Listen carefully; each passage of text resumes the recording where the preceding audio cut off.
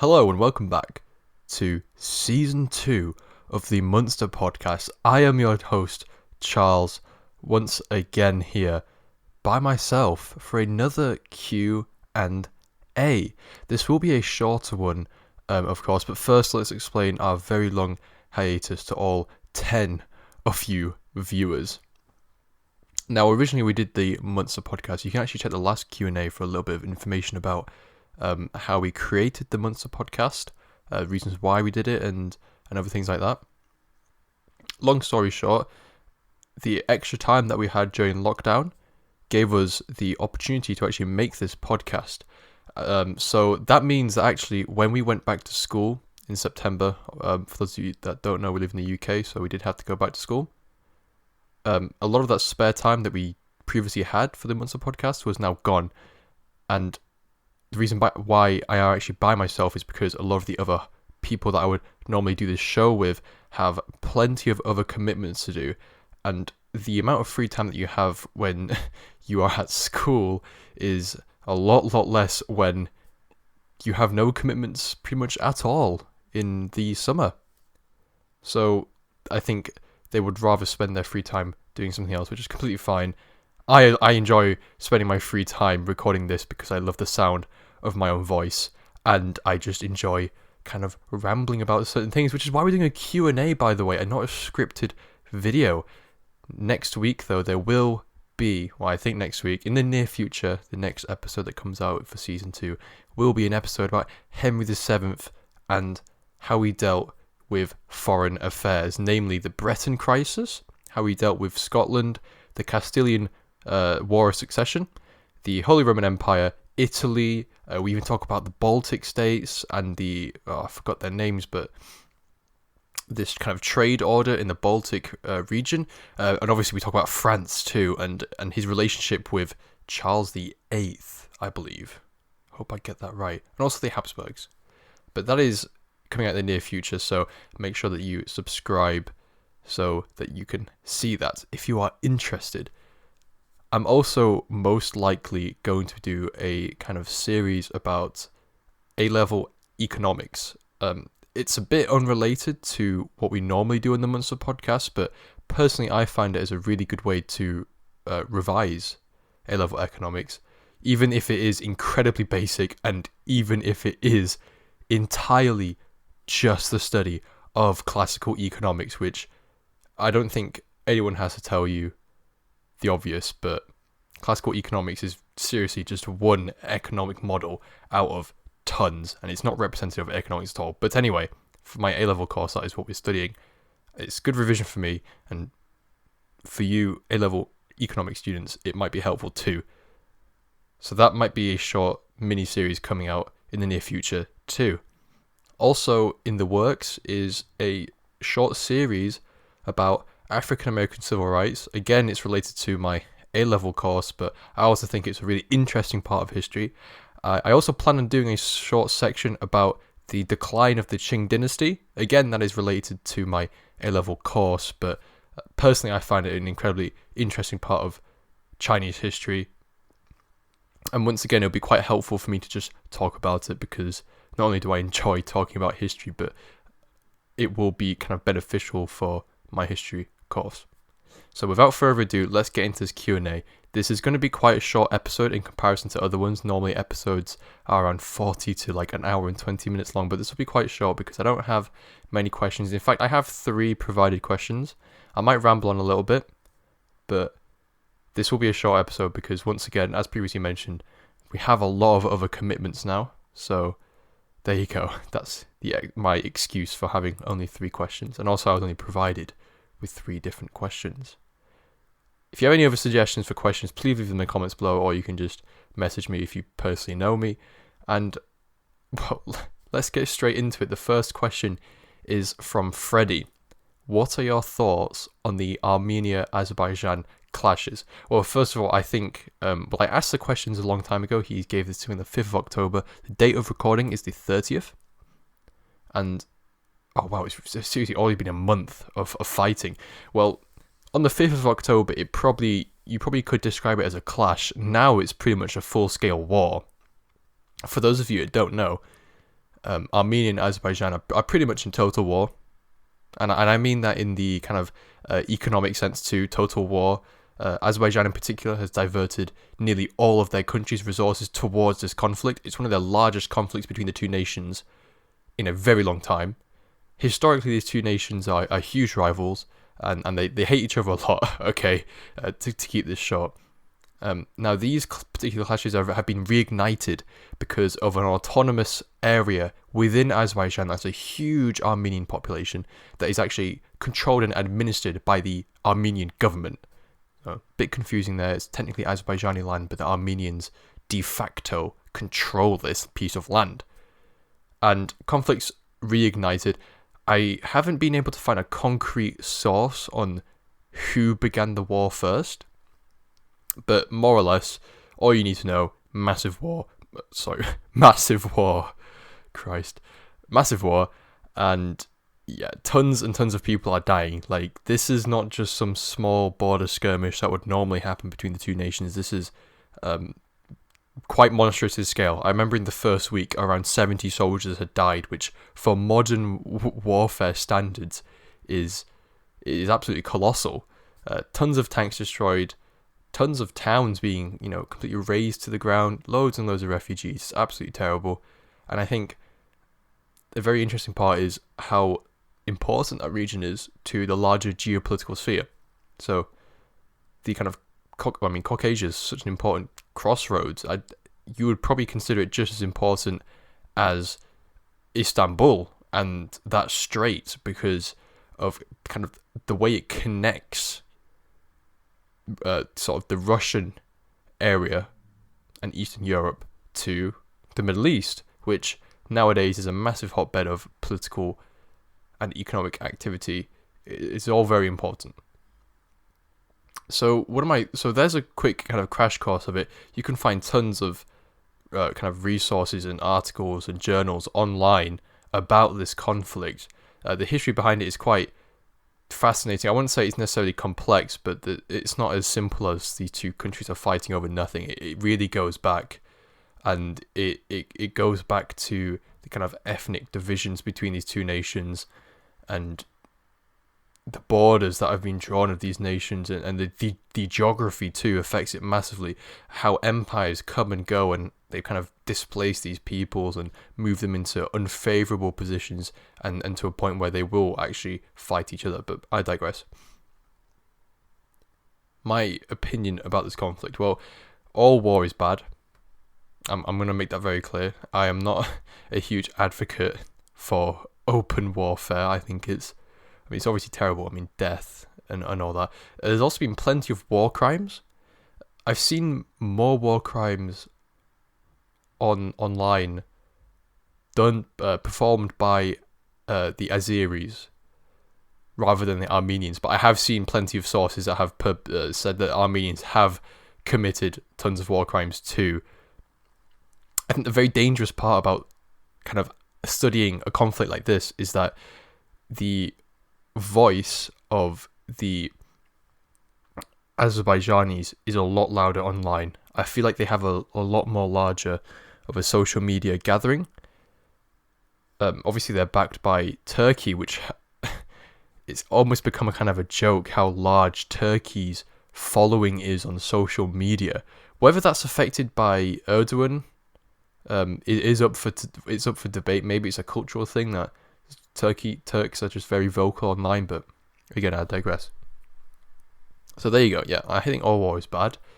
I think Azerbaijan definitely has to be punished to some sort of level until we find out. Again, this episode was recorded on the 30th of October, 2020. So until we find out more information which is incredibly difficult to come by because every time journalists go into that zone, they get like blown up or something. Like 3 French journalists, like war photographers went into the zone and they got blown up by a rocket and they all died. So it's incredibly difficult to get information. Even more so because of the regimes in charge of Armenia and Azerbaijan. Azerbaijan in particular, very nationalistic, very geared towards war, very anti-Armenian, and the same for the Armenian regime but obviously aimed at Turks or Turkic people in specifically. But I think from an outsider's perspective, Azerbaijan definitely looks to be in the wrong here. All the evidence seems to point towards Azerbaijan instigating the conflict. And we also have to analyse why a possible conflict may have arisen. So I mentioned previously this autonomous area within Azerbaijan that is de facto controlled by Armenia. The reason Armenians control that territory is because the majority of the people there are ethnically Armenian, not Azeri, which leads to that area sort of de facto being controlled by the Armenian government rather than the Azerbaijani government. And you naturally you don't want your land to be controlled by another power when it is literally yours. So obviously the conflict comes from there. But I think in reality we just kind of accept that people, different ethnicities can just exist together. The relationship between Armenians and Turkic people is a lot more complicated than that, though, because of the Armenian genocide, and throughout history Armenians have been persecuted by Turkic people. So because of that, there is kind of this narrative where the Armenians are the victims, but the Armenians are not completely clean either. Plenty of bombing civilians and all sorts as well. So I think it's tricky. But personally, I think Azerbaijan is in the wrong here. Their position is definitely not helped by the fact that they get a lot of support from Turkey now. Turkey and Azerbaijan have always had a very good relationship. They're both Turkic countries, as in their ethnicities. They're both Turkic, as obviously Azeri and Turkish people. They're both from the Turkic family. I think a lot of people are very reluctant to support a regime that is backed by Erdogan, especially because Erdogan's aims to kind of, you could also almost describe it as like fascistic. He wants to return to this kind of Ottoman Empire thing, which is terrible news for the Armenians because obviously the Ottomans are the ones that genocided the Armenians. Not very nice. And this isn't some genocide that happened in like 1800 or something. This is very recent, 1916, the Armenian genocide, I believe. It's absolutely terrible. And the Turks still, to this day, do not believe that the Armenian genocide happened. They believe it's some sort of conspiracy. And obviously Erdogan sides with these people, which is absolutely absurd because all the evidence points to the fact that the Armenian genocide existed, but whatever. So I feel inclined to side with Armenia in this one. Again, we have to think about Turkey's motives in this too. They've always had a good relationship with Azerbaijan, don't get me wrong, but I think it's very obvious that they are using this situation to continue to expand their sphere of influence, which, in my opinion, is a harmful sphere of influence.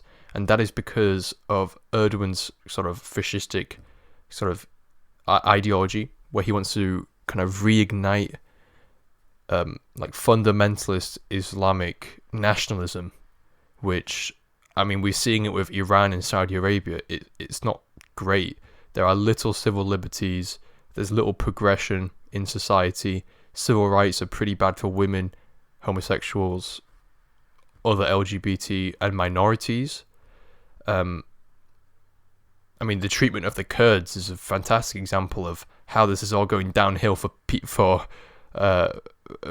many people within that sphere of influence. Influence in Libya as well. Funding of mercenaries and rebel groups in Libya has led to the sort of the prolonging of the Libyan civil war. And now we have this with Armenia and Azerbaijan. Turkey has funded many Syrian mercenaries to go attack Armenia. It's kind of unreal. This sounds like a scripted kind of event or something, or some silly model United Nations thing, but it's really not. As a result of Turkey's involvement in this, Russia has got involved too, and they're backing Armenia. As usual, Russia and Turkey trying to outplay each other. I don't like either regime, but Turkey's a lot more involved in this than Russia is, at least from what I've seen. And as a result, I feel inclined to side with the Armenians. I think Turkey's being overly aggressive here, and whilst Turkey's involvement isn't necessarily directly linked to the Armenian-Azerbaijani clashes, Azerbaijan definitely gets a lot of confidence knowing that they have an incredibly powerful ally by their side. And I think if Turkey's sphere of influence continues, if it continued to expand and they solidified that sphere of influence to get lots of good, strong, loyal allies and set up this kind of network where they can control these areas, I think it could be very, very dangerous for the future. That's not to say that the American sphere of influence that we're currently living under is any better, nor would a Russian or a Chinese one be any better, but I think a Turkish one is just as bad, and that is something that we have to look out for. So when you do hear news about the Middle East or North Africa, anywhere, any sort of frontier where Turkey is involved in, I think it's definitely worth thinking about how these are all smaller battles, smaller wars that are being manipulated by more powerful nations, as we always see through history. Always we see this through history. So I think it's definitely worth looking at. And instead of looking at the perspective of just Russia versus United States, add Turkey into that conversation too. Not only geographically is Turkey closer to them, but I think the influence is incredibly strong because Turkey is an Islamic nation, unlike, the kind of atheist Orthodox Russia, and then the Christian sort of Protestant and Baptist United States. Definitely something to consider, and those are my thoughts on the Armenia-Azerbaijan clashes. Harris has a question for me, a very interesting one. What are your opinions on Scottish independence? I think that's a very good question. I think it's a very relevant question. I think Scottish independence is a topic that's been kind of swept under the rug because people were just like, oh, they don't want to go independent, and they just stop there. Well, it's definitely worth revisiting, especially with the talk of Brexit, another debate which has been swept under the rug because of the COVID-19 pandemic. Scottish independence has always been a very heated topic, but to me, there is seriously only one clear answer for me personally. I'm not saying other answers are incorrect, but for me, this is immediately what springs to mind. If we have a referendum and they want to leave, then they have like a God-given right to make their own country, to make Scotland an independent country and break the union. I think obviously the union should be preserved at all costs, but in the end, if the people want to leave, then I think that's that. I genuinely think that's that. People are saying that it ruins history and it ruins like our power and it makes us divided and things, but those same people are also the same people that are arguing that if Scotland left, they would be ruined, their economy would be ruined. So, you got to pick one or leave one. Does Scotland leaving us make us weaker? Or if Scotland leaves, they'll be a very poor and destitute country. Like, you've got to pick one. I don't think they're necessarily compatible with each other. Yeah, so I'm entirely supportive of Scottish independence if a referendum is done and a majority of people want to leave. I think there's a glaring issue with the last independence referendum. This was a very huge criticism and a very important and relevant one too. I believe it was like 52% of Scottish people want to stay part of the union. What about the other 48%? That is a lot of people. I would, it might as well be 50-50 with the amount of people that would like to stay in the union and leave the union. It's similar to the Brexit referendum, where it genuinely was like 52%. Again, it's a similar statistic, and people were frustrated because that's only just over half. Is that actually representative of what a country thinks? I think that's a very important debate. One of the glaring flaws of democracy, I'm afraid. I think if there's around, I think if there's at least 45% of a population disagreeing with the main vote, then you don't have an entirely representative vote. You don't have an entirely representative decision. Okay, I think that's a very important thing to consider. But my opinions on Scottish independence, I think if the referendum, if they have another referendum, which is probably likely in the next decade, I would say there would be at least one in the next decade. I don't see why there wouldn't be, because the relationship between Scotland and England have soured incredibly. if there was a referendum and it was incredibly conclusive, then I would say goodbye Scotland. I mean, that's the point of a referendum, really.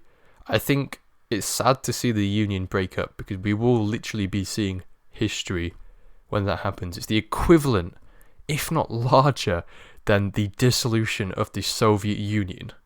Okay? The United Kingdom has been around, well, not forever, but for a very long time, and it's been so influential in modern and early modern history that when it's gone, it's going to be very strange. A lot of people are saying because of that reason, we can't get rid of it. You know, it's almost like some sort of record. We've got to keep this country alive, especially because we're living in increasingly stable, increasingly prosperous and peaceful times. Why destroy a country like that? Well, I think there's little reasons to feel nostalgic towards the Union. And I don't say that because I love watching countries get destroyed or I am not patriotic or something like that. That is quite the opposite. It is because, okay, think of it this way. If you go up to a random person in the streets, will they know what the Ottoman Empire is? I always think about that, right? And the Ottoman Empire has been just as influential on history as the British Empire has been, in my opinion, okay? In different ways. But I definitely think the argument's there. And a lot of people say no. I'm sure a lot of you listening right now might not even know what the Ottoman Empire is, which is completely fine because it's a Turkish empire and not a British empire. But the historical significance is the same. Okay? So my point is that in 100 years, which is roughly the time that the Ottoman Empire has stopped existing, people might not know what the United Kingdom was. Okay? Which is why I think the argument that we can't just get rid of it because it's so important or something like that, I think that's a bit flimsy, especially when we talk about memories and legacies and things like that. I think the British Empire, the United Kingdom, British Empire, has left a fairly sizable legacy in history. To a historian, someone who's interested in history, it will never be forgotten. Maybe to the normal person it will be forgotten, but they're not history enthusiast or historian, so it doesn't necessarily matter to these people, if we're going to be brutally honest. So there you go, my opinion on Scottish independence, and that really applies to any independence movement. I think a very good example is Catalonia, who a few years ago was kind of violently shut down from having a referendum. So I think those kind of actions need to be avoided. Thankfully, we've not seen them in the UK recently. I'm sure we've seen them before in history, and I can think of a few examples actually. But in the kind of late 20th century and to the modern day, we've not really seen any violent attacks between Englishmen and Scotsmen. Ireland is a little bit different, but that's not the question you asked. You asked for Scotland, so there you go. My opinion is Scotland. If the people want to leave, then goodbye. Have fun in Scotland.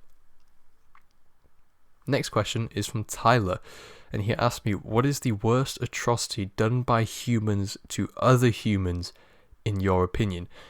It's a very good question. By atrocity, I assume you mean things like war and, genocide and like oppression and things. I mean, atrocity could mean a lot of things. I don't think there's particularly a worst atrocity. I think it's very hard to quantify how bad something is and therefore rank it, especially when atrocities in history, I mean, first of all, atrocity is a very difficult thing to define in terms of the many things that have happened in history, and also because the many different things that have happened through history, they've happened at many different times when people thought differently. I think a very good example of this is Tamerlane, the leader of the Timurid Empire, who more or less turned Georgia into a wasteland, and he did this to prevent his biggest rivals, the Golden Horde, from walking through that area and fighting him. So he completely razed that area and turned it into a wasteland, so if an army had to walk through there, they couldn't stay there because there's no land to live off. In addition to this, he also killed all the people, and he took all their skulls and put them in little pyramids, which is kind of funny, but also incredibly horrifying. Millions and millions of people died. I think if we're going to put the kill count for these historical leaders, I think Tamerlane comes third, actually. A lot of people forget about him. Don't forget about Tamerlane, the leader of the Timurid Empire. Very evil man. But, yeah, I mean, at the time, I don't think people would have really... I think people would have been horrified, but not in the same sense that we are horrified about the Holocaust, for example. Social norms change, okay? And as I thought, it's hard to kind of measure these atrocities, but let's say that we're going to look at these atrocities entirely from our modern 21st century 2020 viewpoint, where it is definitely considered by the majority of people immoral to oppress people, to kill people, to rape, to steal, to be racist, to be sexist, to be homophobic, to persecute religious minorities, ethnic minorities. Okay, we're gonna look at it from that perspective, which I think is a pretty good perspective. I mean, I think they're all bad things too, but there you go. I mentioned one already, the Holocaust. This one, you can't not keep it from the debate. It's not the most. I'm sure some person can bring up an example, but it is one of the most terrible events in history because of how deliberate it was. Now, there's a lot of debate actually behind how planned the Holocaust was, but I think in the end, towards the final years of the Second World War, from about 1943 onwards, the final solution really was kind of rolling, and the machine was it was well oiled, unfortunately, and it was incredibly systematic. That is what makes that atrocity incredibly bad. Stalin, for example, had a higher kill count. I can't believe I just said that, a kill count. He killed more people than Hitler did, as did Mao, I believe. But the difference between something like the Great Leap Forward or the Gulags, the difference between them two and the Holocaust is that the Holocaust is so systematic and on such a large scale across the entire European continent that it becomes more horrifying, basically.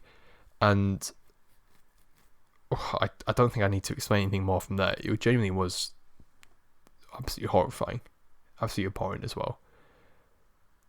That being said, we did mention another one, Mao's Great Leap Forward.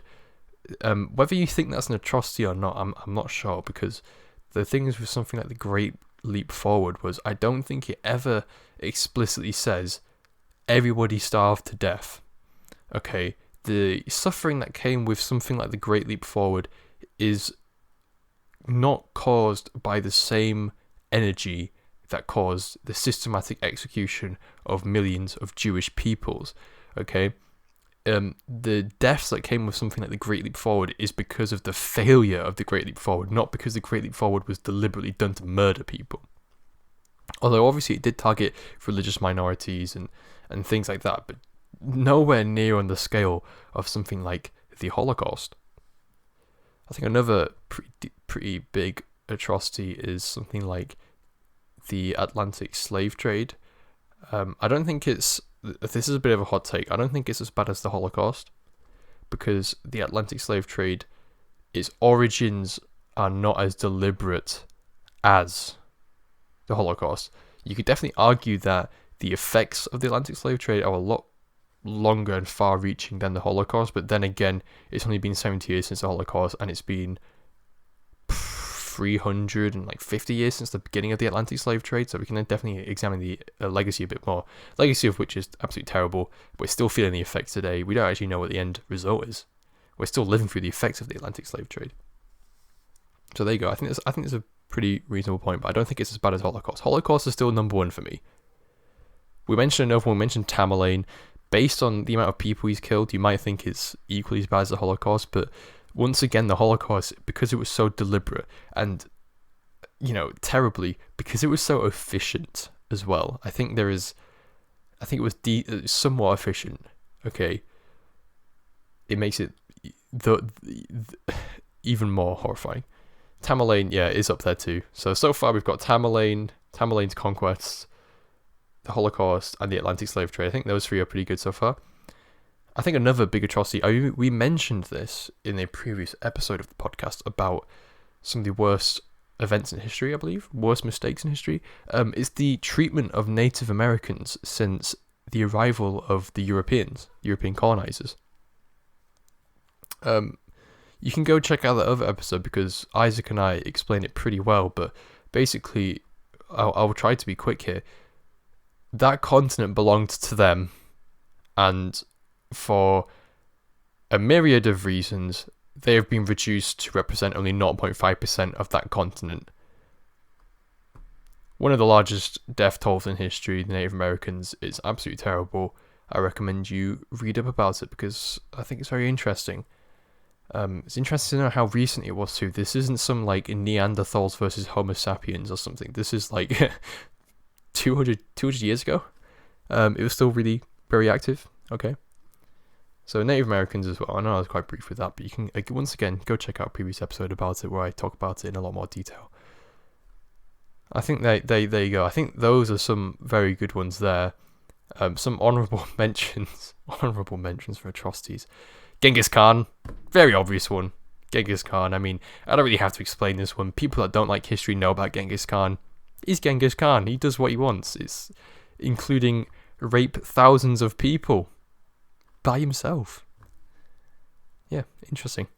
British Empire is another very big contender. I don't necessarily think it's as bad as the other ones, and the reason I say that is because the thing is with all the other atrocities is that there is a very distinct argument between is it a good thing or bad, and it's an atrocity, it's bad. But for the British Empire, it's not as black and white. It's a very nuanced argument, okay, on whether it was terrible or it was good. For some people, it definitely benefited them, and when I mean some people, I don't mean just the monarchs and the politicians that are in London. I mean, generally, people that lived in colonies too, some people did benefit, but obviously, well, I think a lot more definitely did not benefit. India is a very high area of contention, particularly about railroads. It's a very common argument. Not one that I 100% agree on, but I think because that debate exists, the British Empire as a whole is not an atrocity on its own, if that makes sense. This is the same British Empire that defeated Nazi Germany as well. Obviously, history is not as black and white as that. That's not what I'm trying to imply, but it just shows you that you can't just say the British Empire is an atrocity by itself. In the same way that Genghis Khan was, because politics and warfare was a lot different back then with Genghis Khan than it was in the time of the British Empire. But I digress. There you go. I think it's a very interesting debate to be had, that we could have this on the Münster Podcast, or you could have it in between your friends, but most likely you all agree with your friends because we now live in an age where you can't be friends with someone with a different opinion. But there you go, there's my opinions on some of the worst atrocities. I mean, there's probably a ton more that I can't think of off the top of my head because I have not prepared answers for these questions, which is why some of them, the answers are a bit jumbled. Maybe I should do that next time. So this is all completely improvised. But yeah, that is it actually for this episode of the Münster Podcast, the first episode of season 2. I'm gonna integrate Q&As as a part of the main series rather than as part of Münster Extra because episodes will now be few and far between. I'm really only going to be able to do it when I have free time, which is becoming increasingly smaller, unfortunately. But yeah, there you go. So that's our first episode. I don't know what else to say. I mean, if you have any questions that you would like to ask me as well, more Q&A type questions related to history or politics, could be about current politics, leave them in the comments down below. Please like this video, it really means a lot. And if you really enjoyed this content, please subscribe. And if also at the start of the video, if you enjoyed, if you were excited for what could be coming in the future, please subscribe to it because then you will be able to see it. There you go. I am your host, Charles. Thank you very much for watching the Münster Podcast, and I'll catch you next time.